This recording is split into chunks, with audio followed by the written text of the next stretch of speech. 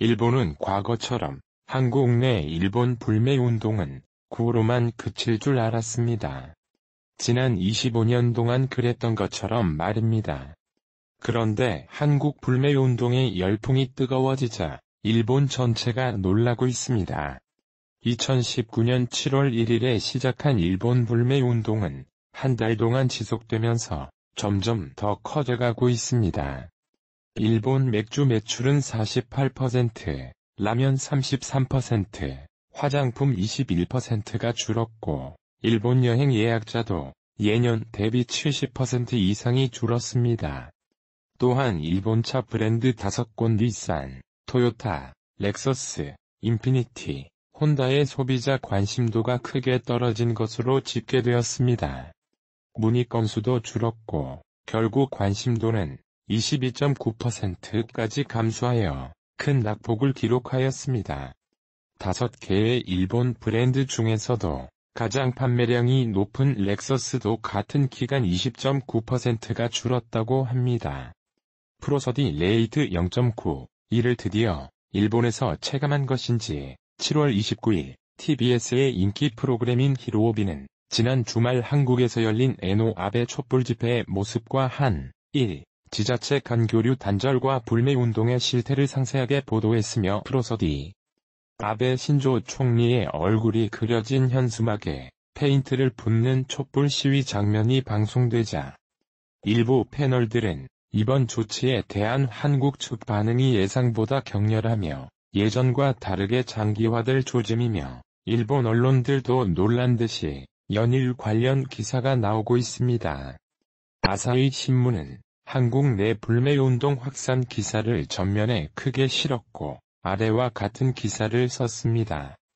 28일 발표된 한국갤럽의 여론조사에서는 응답자 1000명 중 80%가 일본 제품 구입에 부정적인 생각을 드러냈다. 이번 조치로 인해 양국 간 자치단체 교류가 중단되거나 연기되는 사례가 늘고 한국에서의 일본 제품 불매운동이 확산되고 있다. 출구가 보이지 않는 정부 간 갈등 속에서 경제와 문화, 스포츠 영역에도 악영향이 파급되고 있다라고 했습니다. 일본 정부가 한국에 대한 수출 규제를 강화하면서 양국 간의 지자체 교류가 중단되거나 연기되고 일본 제품 불매운동이 확산되고 있으며 어떤 영역에서든 악영향을 미치고 있다라고 전했습니다. 제일동포 출신의 한반도 전문가도 놀라는 일본인들에게 이렇게 말했습니다. 한국이 저렇게 격한 반응을 보일 것이라고 왜 예상을 못했느냐라고 말하면서 일본 내에선 이번 수출 규제에 한국에 대한 이해도가 떨어지는 사람으로 추진됐다면서 이번 조치가 한국 내에서 어떤 파장을 일으킬지 예상치 못하는 비판도 나오고 있습니다. 즉, 그들은 한국을 몰라도 너무 몰랐다는 것입니다. 일본 불매운동 참여자도 70%가 되어가고 있습니다. 한 일본 언론은 일본 정부가 한국 주력 산업인 반도체를 겨냥해 취업난에 시달리던 젊은이들의 불매운동 동참이 늘고 있다고 말합니다. 하지만 그들의 분석은 틀렸습니다. 한국의 불매운동이 오래가지 못할 거라 했던 유니클로에서 근무하는 직원의 글이 화제가 되기도 했습니다. 예전에는 30박스 들어오던 물건이 10박스까지 줄었다면서 유니클로가 망하면 근로자들이 백수가 된다는 분들이 계신데 유통서비스 직원들은 다른 브랜드로 넘어가면 그만이라며 절대 백수가 되지 않는다. 불매운동 불철주야 열심히 해달라라고 했습니다. 이번 일본 불매운동은 과거의 중장년층 못지않게 학생과 청년층에서 활발히 이루어지고 있습니다.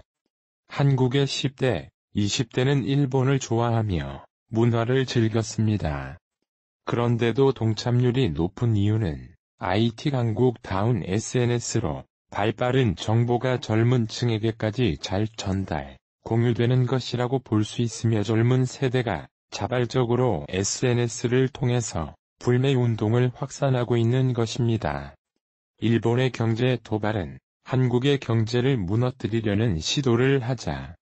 이렇게 세대를 구별하지 않고 일본의 행동에 분노하게 된 것입니다. 특히 일본은 과거에 한국에 씻을 수 없는 피해를 준 나라였습니다. 그런데 지금 일본은 정치와 경제를 분리한다는 원칙을 깼습니다. 바로 정치적인 이유로 경제를 보복해왔기 때문입니다. 올해는 3.1 운동이 100주년이 되는 해이며 이제 8.15 광복절이 다가왔습니다. 과거에 대한 반성 없는 일본에게 대한민국은 끝까지 대항할 것으로 보입니다.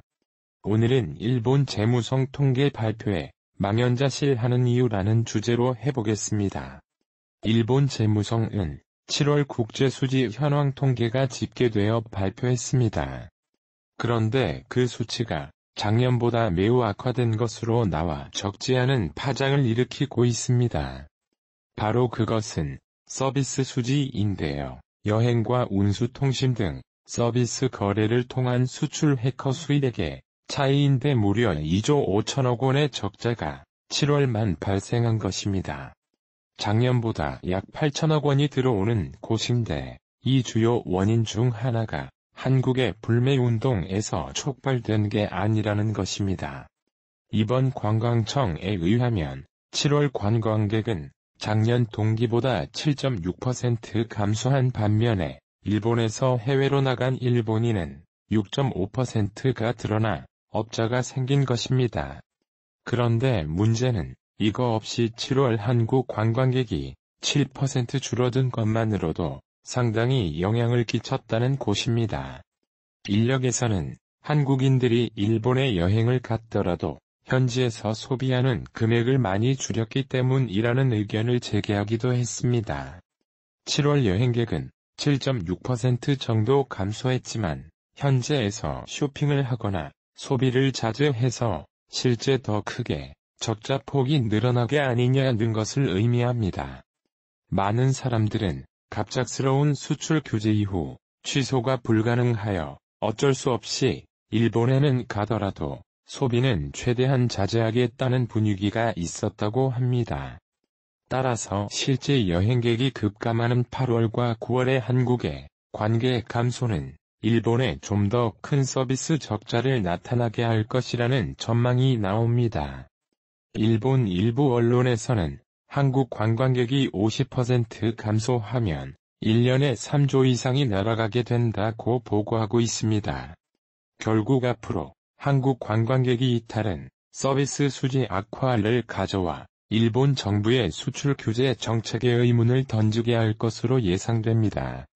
이와 같이 각종 지표가 안 좋아지자 최근 실시된 일본의 설문조사에서는 응답자의 79%가 한파에 관계 개선이 필요하다고 답을 했습니다.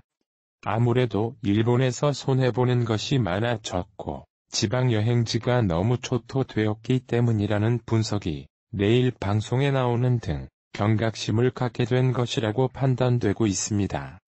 그렇지만 100세 국가 제외는 잘했다고도 여전히 60번째 정도가 응답하고 있어 이중적인 태도를 보이고 있습니다. 한편 일본의 스가 관방장관은 정례 기자회견에서 한국인 관광객이 줄고 있으나 중국과 동남아 관광객이 늘고 있다면서 영향은 미미하다고 발표한 것과는 상당한 거리가 있는 것입니다. 그런데 서비스 수지 외에 무역 수지에서도 좋지가 않은데요. 수출이 전년 동기 대비 3.9% 감소하며 745억엔 약 8천원 적자를 기록했습니다. 아시아 지역 수출액이 전년 동기 대비 8.3%나 줄었는데 미중 무역과 책에 따른 중국 경제의 부진이 직접 팬이 되었고 한국의 불며 운동도 어느 정도 영향을 끼친 곳으로도 파악됩니다. 따라서 서비스와 무역 수지 모두 적자 폭이 확대되면서 위협 서비스 수지는 적자 폭이 작년 동기보다 1393억엔 1조 5천원 정도 확대하며 3044억엔 3조 3천원 적자를 기록했습니다. 한편 일본 내각부는 이날 GDP 실질 증가율을 대폭 하방 조정했는데요. 8월 내놓은 수꽃이 1.8%보다 0.5%포인트 낮은 1.3%로 4월에서 6월분에 대하여 하방 수정했습니다. 그만큼 여러 경제 지표 난 흐름이 좋지 않다는 것을 반영하고 있다는 것입니다. 이와 같이 술 규제 흐름이 여행 분야로 번진 것을 두고 일본 내부적으로는 한국의 민족주의를 예상하지 못했다고 하면서 출 주제로 얻는 이름은 하나도 없고 적재만 더해 간다며 망연자실한 모습이 지속되고 있습니다. 대려올 T9 그래서 마치겠습니다.